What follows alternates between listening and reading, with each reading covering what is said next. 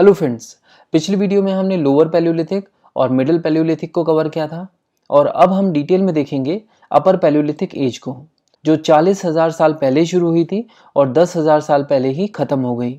इस समय तक ह्यूमंस काफ़ी इवॉल्व हो चुके थे और वो स्पीसीज जिससे मॉडर्न ह्यूमन बींग्स बिलोंग करते हैं यानी होमो सेपियंस भी पहली बार अपर पैलियोलिथिक एज में ही देखे गए।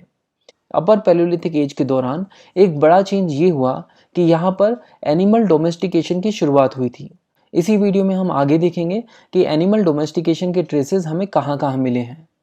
अपर पैलियोलिथिक ये वो समय था जब आइस एज का भी लास्ट फेज चल रहा था, यानी अपर पैलियोलिथिक एज के साथ ही आइस एज भी खत्म हो गई थी। तो इस दौरान क्लाइमेट जो है वो पहले के मुकाबले बहुत ही वार्म होते जा रहा था और इस बदलते हुए क्लाइमेट का असर कई जगहों पर पड़ा, जैसे कि राजस्थान के थार एरिया में एक्सट्रीम ड्राइनेस और एरिडिटी के चलते अपर पैलियोलिथिक साइट्स बहुत ही कम हो गई थी।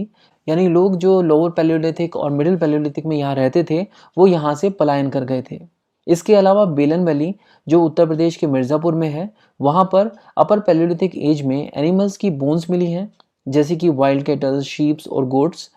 हिस्टोरियंस कहते हैं कि ये शीप्स और गोट्स इन जनरल इस जगह पर पाई नहीं जाती थी, इसीलिए ऐसा माना जाता है कि इन एनिमल्स को ह्यूमंस अपने साथ इंडियन सबकॉन्टिनेंट के नॉर्थ वेस्टर्न एरिया से अपने साथ लेकर आए होंगे।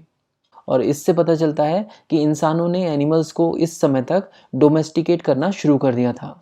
इसके अलावा आंध्र प्रदेश में बोन्स से बने हुए टूल्स भी मिले हैं, खासकर करनूल और मुचलता चिंतामणि गावी से। यहाँ पर बहुत सारे ऐसे टूल्स मिले हैं जो एनिमल बोन्स से बने हैं।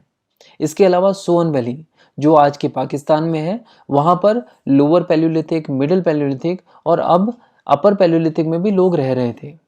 अपर पैलियोलिथिक की टोटल 566 साइट्स इंडियन सबकॉन्टिनेंट में मिली हैं। इनमें से कुछ साइट्स शंगाव केव्स और रोरी हिल्स में मिली हैं जो आज के पाकिस्तान में है। इसके अलावा कश्मीर, विंध्यास, छोटा नागपुर और वेस्ट बंगाल के भी कुछ डिस्ट्रिक्ट्स में अपर पैलियोलिथिक साइट्स मिली हैं।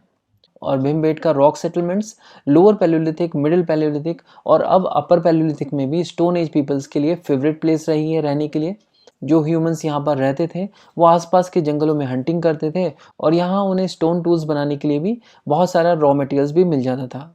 और क्योंकि इंसान प्राइमरीली हंटिंग पर ही जिंदा था, तो इसके लिए उसे अपने टूल्स को और ज़्यादा इम्प्रूव बनाना था और इसीलिए उसने अपने टूल्स को और ज़्यादा धारदार बनाना शुरू कर दिया।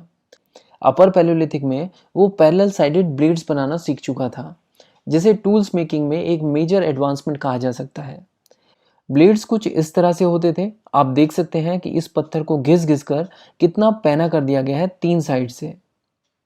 और इन ब्लेड्स की लेंथ इनकी विड्थ से डबल या उससे भी ज़्यादा होती थी। ब्लेड्स के अलावा अपर पैलियोलिथिक में ब्यूरिन्स का भी बहुत ज़्यादा मात्रा में यूज़ किया जाता था। ब्यूरिन्स बेसिकली साइज में छोटे होते हैं और इन्हें आप आज के स्क्रू ड्राइवर से कंपेयर कर सकते हैं। इन ब्यूरिन्स को इंसान वुड या बोन्स में ग्रूव्स या होल करने के लिए इस्तेमाल करता था और इनकी मदद से बड़े पत्थरों में लकड़ी या बोन्स के हैंडल लगाए जाते थे। अपर पैलियोलिथिक के दौरान कुछ ऑस्ट्रिच के एगशेल्स भी मिले हैं।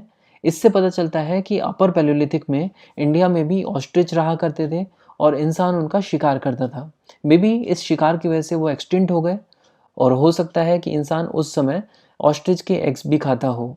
ये जो ऑस्ट्रिच के एग शेल्स थे वो इतने हार्ड होते थे कि इंसान इनकी एग शेल्स को बाउल की तरह भी यूज़ कर सकता था और इन शेल्स के टुकड़ों से वो बीड्स और ऑर्नामेंट्स भी बनाता था।